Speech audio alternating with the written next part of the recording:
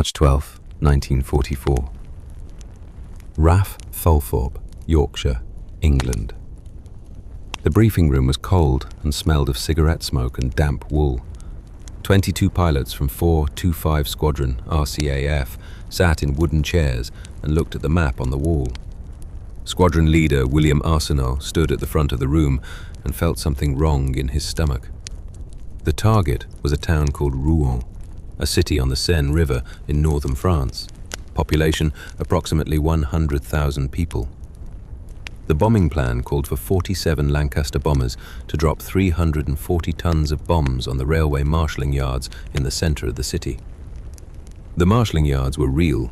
The Germans used them, but they were surrounded by residential neighborhoods on all four sides.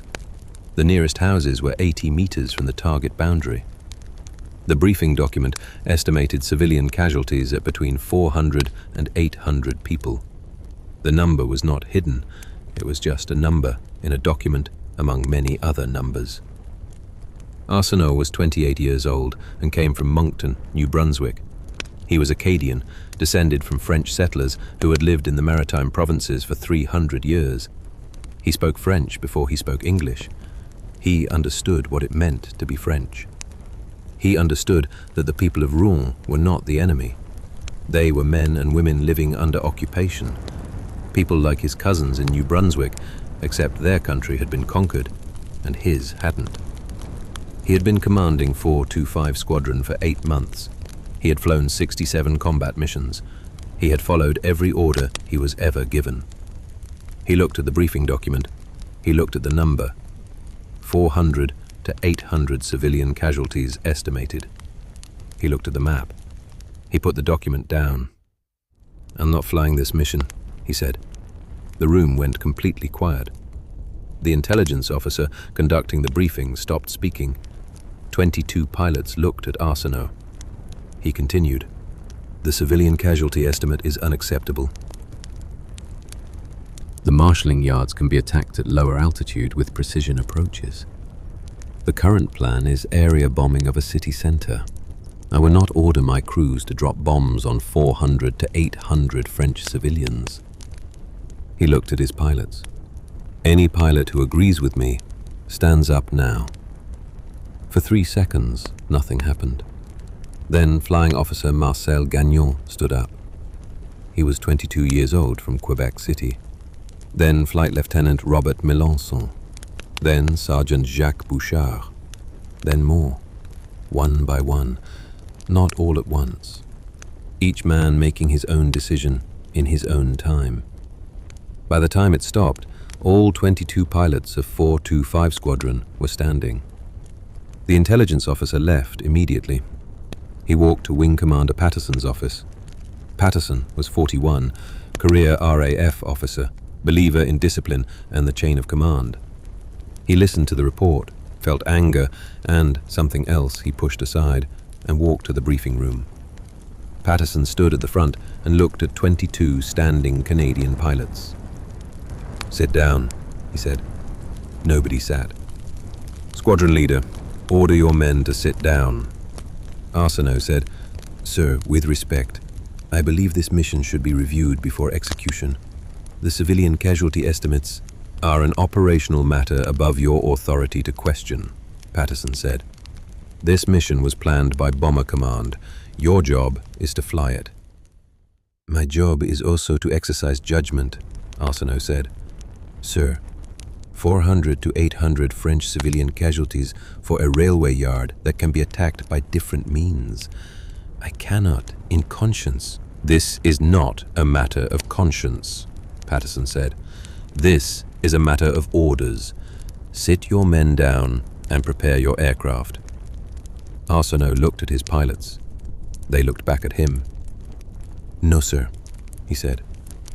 Patterson arrested all 22 pilots on the spot. Their aircraft were reassigned to crews from other squadrons. The Rouen mission flew without 425 Squadron. 340 tons of bombs fell on the railway marshalling yards of Rouen on the night of March 12, 1944. The marshalling yards were damaged, 3 locomotives destroyed, 2 rail lines severed. The Germans repaired them within 8 days, and 542 French civilians died in the bombing. The post-mission report noted the casualties as a figure, not as a tragedy, just a figure in a document. Arsenault read the report in his quarters where he was confined. He looked at the number, 542. He put the report down and looked at the wall for a long time. Outside, he could hear the base continuing its normal operations. Aircraft engines, trucks, men going about their duties. The world continuing as if 542 were not a number that deserved more than a line in a report. In Rouen, a 31-year-old French schoolteacher named Claude Moreau was alive because he had been working late at his school on the opposite side of the city from the marshalling yards. His wife, Sylvie, was alive because she had gone to her mother's apartment that evening rather than staying home. Their apartment building in the Quartier Saint-Sever, 200 meters from the marshalling yards, was destroyed in the bombing. 14 of their neighbors died. The Moreau family survived by accident of location. Claude stood in the rubble of his street the next morning and looked at what remained of his neighborhood. He was a practical man who had survived occupation by keeping his head down and doing his work and not attracting attention. He was not a man given to anger, but standing in the rubble of his street, looking at the bodies being carried out of collapsed buildings, he felt something he had never felt before. These were Allied bombs, from aircraft sent by the people who were supposed to be liberating France. He stood in the rubble and tried to understand this, and couldn't. The court-martial for Arsenault was convened in April 1944. He sat before 5 senior officers and stated his case clearly. He had refused to fly a mission because the civilian casualty estimates were unacceptably high, and he believed alternative approaches existed. He did not claim authority to refuse. He claimed moral obligation to refuse. He accepted these were different things. He accepted the consequences. The verdict was guilty on the charge of insubordination, demotion from squadron leader to flying officer, loss of command, assignment to a training unit for the remainder of the war. The 21 other pilots received formal reprimands on their service records. The sentence was lighter than expected, and some people believed Patterson had influenced it privately. Patterson never confirmed or denied this. A review board examined the Rouen mission planning over 3 weeks. Its report was 34 pages long and concluded that alternative approaches involving lower altitude precision attacks could have achieved the same railway yard damage with substantially lower civilian casualties. The civilian casualty estimate had been flagged as problematic by 2 different officers during preliminary planning. Those flags had not been adequately addressed before the mission was approved. The board recommended that future missions in occupied France require additional review when civilian casualty estimates exceeded 200. The report did not recommend dropping the charges against Arsenault. The mission planning had been flawed. The refusal to fly had been impermissible. Both things were true simultaneously. The report was filed. The charges stood. Arsenault taught navigation to new crews in Yorkshire for the rest of the war. In Rouen, Claude Moreau rebuilt his life in the ruins of his neighborhood. He found a new apartment. He continued teaching school. He buried his neighbors. He watched the liberation of France in June 1944 with feelings he couldn't fully articulate. Relief that the occupation was ending, bitterness about the bombing. Gratitude and anger existing together in proportions that shifted depending on the day. He never forgot March 12, 1944. He never forgot standing in the rubble of his street. But he also never forgot that the Germans had occupied his country for 4 years, and that the Allies had ended the occupation. He held both things, and found no way to resolve them into something simple. After the war, Moreau continued teaching. He taught history and French literature to children who had grown up during the occupation. He told them complicated things. He told them that the same people could do terrible things and necessary things, that gratitude and anger toward the same actor were not contradictory, that history was not made of heroes and villains, but of people making decisions under pressure with incomplete information, some of which turned out right, and some of which turned out wrong, and most of which turned out somewhere in between. His students found him difficult. He wouldn't give them simple answers. He kept saying, "It depends," and "That's more complicated," and "Both things can be true." The students who were 16 found this frustrating. The students who were 30 or 40, returning to his words in memory, found it the most useful education they received. In 1965, the Rouen incident was partially declassified. A French journalist named Henri Lecomte was researching Allied bombing of French cities during the liberation and found references to a Canadian squadron that had refused to participate in the Rouen mission. He traced the story to Arsenault, now living in Moncton and teaching French at a secondary school. He traced it also to Wing Commander Patterson, now retired in Hertfordshire, England. And through civic records in Rouen, he found Claude Moreau, still living in Rouen, still teaching school. Lecomte conducted 3 interviews in 1966. He published a long article in a French magazine in 1967.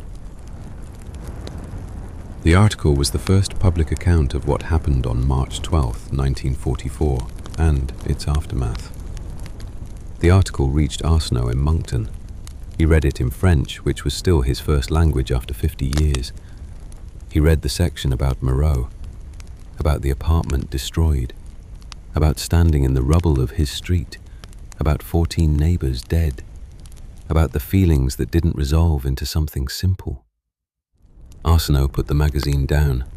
He thought about the briefing room, about saying, "I'm not flying this mission," about 22 men standing up one by one. He thought about the fact that he had been right about the civilian casualties being unacceptably high and wrong to refuse orders, and demoted correctly under military law and vindicated by the review board. He had held all these things for 22 years. They still hadn't resolved into something simple. He understood now that they never would. He wrote a letter to Lecomte asking if he could have Claude Moreau's address in Rouen. Lecomte provided it with Moreau's permission. Arsenault wrote to Moreau in French. He wrote that he was the Canadian officer who had refused to fly the Rouen mission, that he had been arrested and court-martialed and demoted for refusing, that 542 people had died anyway, that he had thought about this for 22 years, that he didn't know what to say to a man who had survived the bombing he refused to participate in, that he wanted to say something anyway, that he was sorry, not for refusing, for the fact that his refusal hadn't been enough to stop it. Moreau received the letter in the autumn of 1967. He read it at his kitchen table. He was 54 years old. He had been teaching for 28 years. He had been thinking about March 12, 1944 for 23 years. He had thought about the Allied pilots who dropped the bombs. He had never thought about a pilot who refused to drop them, who refused and was punished for it, who had been carrying this for 22 years. Moreau sat at his kitchen table for a long time. Then he wrote back. He wrote in French, which he assumed Arsenault would understand, which he did. He wrote that he had not known about the refusal, that knowing it changed something he couldn't precisely define, that the bombing had happened and the people were dead, and nothing changed that, but that knowing someone had said no, had stood up in a briefing room and said, "I will not do this," meant something. It didn't undo anything, but it meant something. They wrote to each other for 3 years, careful letters at first, feeling out the territory between a Canadian pilot and a French survivor of Allied bombing. Both men were school teachers. Both taught students that history was complicated. Their letters reflected this. They didn't reach clean conclusions, They exchanged perspectives. They shared what they had seen and what they had felt and what they had carried. In 1970, Arsenault asked if Moreau would be willing to meet. He had never been to France. He thought he should see Rouen from the ground. Moreau agreed. Arsenault flew to Paris in June 1970 and took the train to Rouen. It was the first time he had been to France as a civilian. He had flown over it many times in 1943 and 1944. He had seen it from above. From below, it looked different, older, more scarred, more human. Moreau met him at the Rouen train station. He was 57 years old, a small man with grey hair and careful eyes. They shook hands on the platform and spoke French to each other naturally, for the first time after 3 years of letters. They walked through Rouen together. Moreau showed him the rebuilt Quartier Saint-Sever, new buildings where old ones had stood, the street that had been rubble in March 1944. It looks normal now, clean and ordinary, and completely unremarkable to anyone who hadn't stood there in 1944. Moreau stopped at a spot on the street and said, "Here." Arsenault stopped and looked at the ordinary street. He tried to imagine it as rubble. He couldn't fully. Moreau said, 14 people from this street.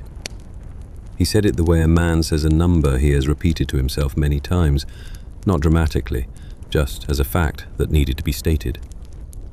They went to a memorial in the city. The names of civilians killed in Allied bombing during the liberation were carved in stone. 542 names from March 12, 1944 alone. Arsenault stood before the stone and read names, French names, men and women and some children, people who had been living their lives under occupation and died in an Allied bombing meant to damage a railway yard that was repaired in 8 days. Arsenault stood there for a long time. Moreau stood beside him. Neither spoke. There was nothing adequate to say in the presence of 542 names on a stone. Later they sat in a cafe near the cathedral and drank coffee, and Moreau asked the question he had been building towards since Arsenault's first letter. If the refusal had worked, if your squadron's refusal had stopped the mission entirely, what do you think would have happened? Arsenault thought about it carefully. I think the mission would have been replanned, he said, at lower altitude, with smaller formations, targeting specific infrastructure rather than area bombing. The casualty estimate would have been lower. How much lower? Moreau asked. I don't know, Arsenault said honestly. Significantly lower. Maybe not zero. I don't know. Moreau nodded. So your refusal was correct in principle, but insufficient in practice. Yes, Arsenault said. That's the most precise description. Moreau looked at his coffee. This is what history is mostly made of, he said. Correct in principle, insufficient in practice. We do what we can. It is rarely enough, but it is not nothing. Arsenault returned to Moncton and continued teaching until he retired in 1978. He and Moreau exchanged letters until Moreau died in 1989 at age 76. In his last letter to Arsenault, written 3 months before his death, Moreau said something that Arsenault kept on a piece of paper in his desk until his own death. You stood up in a briefing room in Yorkshire in 1944 and said no. 542 people died anyway. I have spent 45 years trying to understand what your no meant, given that it changed nothing. I have concluded that it meant something I cannot fully articulate. Perhaps it meant that not everyone who had the ability to do a thing chose to do it. Perhaps it meant that the people who died were mourned not only by those who loved them, but by someone who had never met them and refused on their behalf. Perhaps it only means that in the middle of a war that killed 70 million people, one man stood up in a cold room in England and said, "This is wrong." I cannot tell you if that was enough, but I can tell you it was not nothing. It was not nothing at all. Arsenault died in 1991. His family found Moreau's letter in his desk. His daughter read it at his funeral in Moncton. The church was full of former students who had learned complicated things from a man who refused to give simple answers. After the service, his daughter told a journalist who was covering the funeral about the letter and what it referred to. The journalist wrote a story for the Moncton Times about the Rouen incident and Arsenault's life. The story was picked up by several Canadian papers. For a week, Arsenault's story was known across Canada. Then the news cycle moved on and the story receded. But it had been told. The 22 men who stood up in a cold room in Yorkshire in 1944 had been named. The 542 names on a stone in Rouen had been connected to a decision made in a briefing room in England. And Claude Moreau's letter, which said it was not nothing, had been read at a funeral in New Brunswick and printed in newspapers and heard by people who needed to understand that correct in principle and insufficient in practice and not nothing was sometimes the best available description of a decent life. Marcel Gagnon, the first pilot to stand up after Arsenault, spent 35 years teaching French literature in Quebec City. He died in 2001. In his final year of teaching, he told his students about the briefing room. He told them what it felt like to stand up. He told them about the reprimand on his service record that had followed him for 57 years. He told them about 542. A student asked if he regretted standing up, given that it changed nothing. Gagnon thought about it. Standing up changed nothing about what happened to Rouen, he said. It changed something about what happened to me. I stood up in a room and said, "This is wrong." I have spent 57 years knowing that I stood up. That knowledge is worth something. I cannot tell you exactly what it's worth, but I would not trade it. The question that 425 Squadron raised in a briefing room in 1944 has never fully resolved. What do you do when the rules and the conscience point in different directions? Arsenault's answer was that you follow your conscience and accept the legal consequences. Patterson's answer was that the rules exist for reasons that transcend individual conscience and must be followed even when they produce wrong results. The review board's answer was that both men were right about different things. Moreau's answer was that all of these answers were correct in principle and insufficient in practice, and that the work of living was to act according to conscience anyway, knowing it would rarely be enough, knowing it would never be nothing. The 542 names are still on the stone in Rouen. The briefing room at RAF Fulthorpe no longer exists. The airfield is farmland now. The wooden chairs where 22 men sat and then stood are gone. But the decision made in that room persists in the record, in the court-martial documents, in the review board report, in the letters between Arsenault and Moreau, in the Moncton Times story that ran for a week in 1991 and then receded, in the memory of students taught by men who stood up and were punished, and spent their lives knowing they stood up. Sometimes history is made by grand events and famous people and decisive battles. Sometimes it is made by 22 men in a cold room choosing to stand up one by one, each in their own time. Not because it would be enough, but because it was what conscience required. And conscience, even when insufficient, is never nothing.